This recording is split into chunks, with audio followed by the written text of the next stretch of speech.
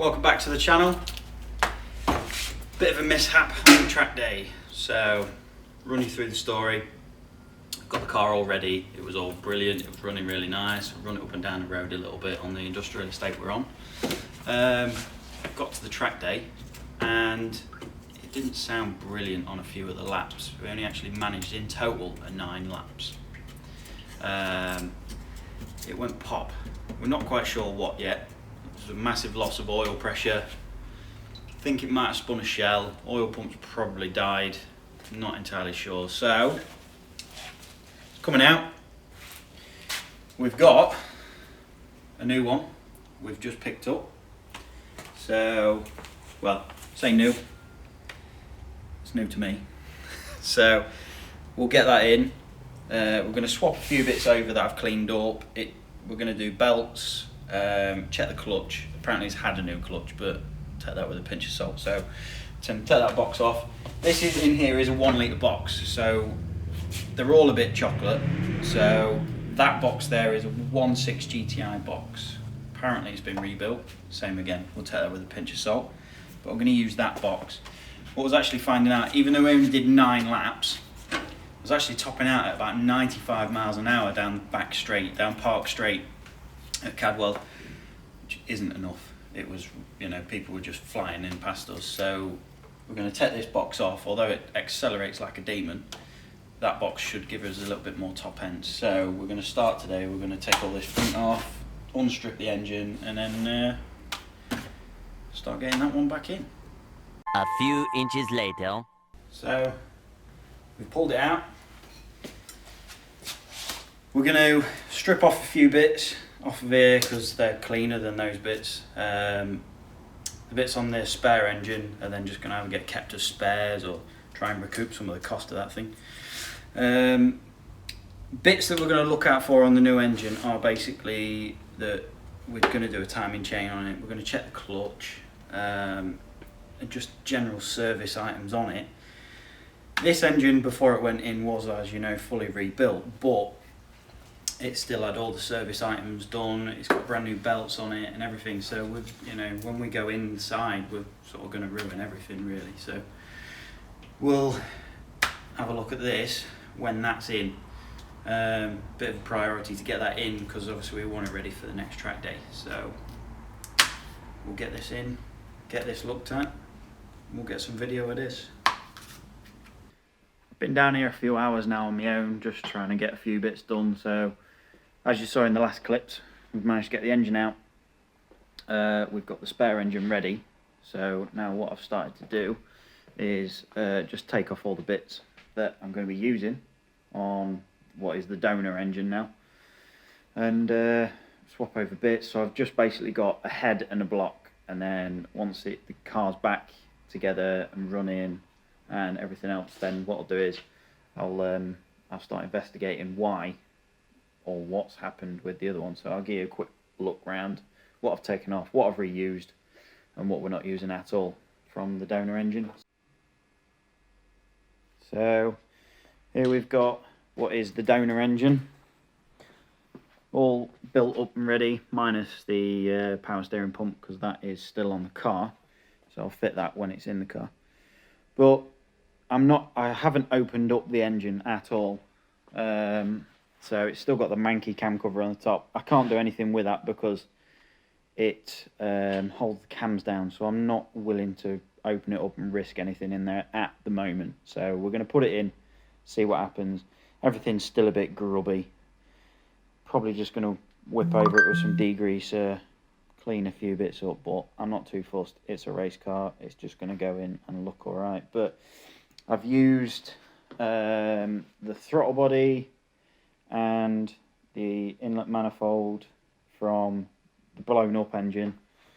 Then I've also used the coil pack and some of the leads. As I was pulling them out, you can see there's one red one in here.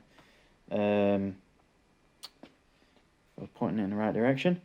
There's one red one which I've had to take off the other engine because it split, so I'm probably just going to get a new set of 4 for that. So yeah, that's that. This here is what looks to be in better condition, but it's the poorly engine. So this one is gonna get stripped down. I've got an engine stand that I'm borrowing off Tire and Tech, so thanks to them for lending me that. Yeah, we're gonna see what's up with it. I think it's spun a big end shell and the oil pump might have shit itself, but it's a brand new oil pump, so I'm not 100% sure. But we'll get this one back in the car and then we'll start having a look at that one.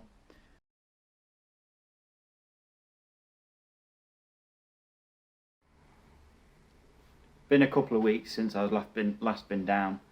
As you can see in the background, I've got the broken engine on the engine stand and the good engine in there, in the engine bay. I did get some footage of it, don't know where it's gone, so I can't show you putting it in, but tonight I'm going to be putting the front end back on so I can fit the radiator, fill it full of coolant, and I'm going to start it for the first time of it actually being in the car.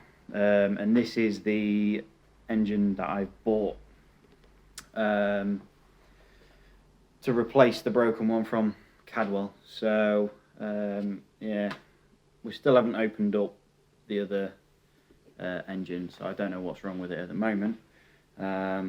It's been a bit of a mad couple of weeks. I've had a load of other stuff to sort out, so I've not had a chance to get up here. So tonight's the night.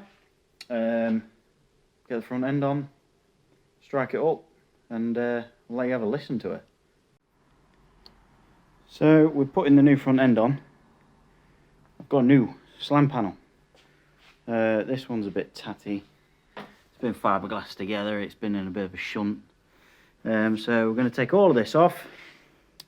Take the radiator off, headlights, and put them into this one.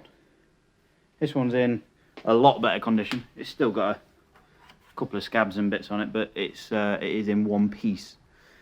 So yeah, the radiator in this is full width, so putting it in this one, it should aid in a bit more airflow through. So I've got the fan on the back to replace into this hole, radiator in, headlights both sides, and then we'll get this one fitted to the car as well. So I've got the front end back on, crash bar on the floor. I'm going to fit that another time. I haven't really got the drill or the hole saw to actually make the holes for the toe straps at the moment, so I'm going to leave that for now. Headlights are on the slam panel. Like I said, this slam panel is a lot better than the old one. The old one had been in a crash. It got fiberglassed underneath, everywhere, on both sides. So I just thought I'll get a newer one that's not broken. Like I say, this one's got a few more holes in it, so it saves me cutting holes for cooling. So yeah, put some water in. Front end's all the way on, so it's ready to turn the key.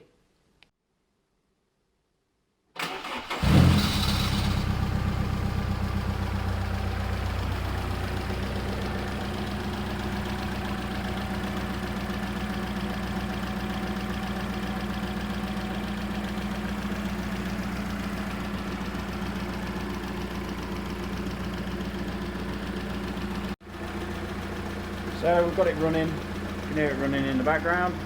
Hopefully you can hear me.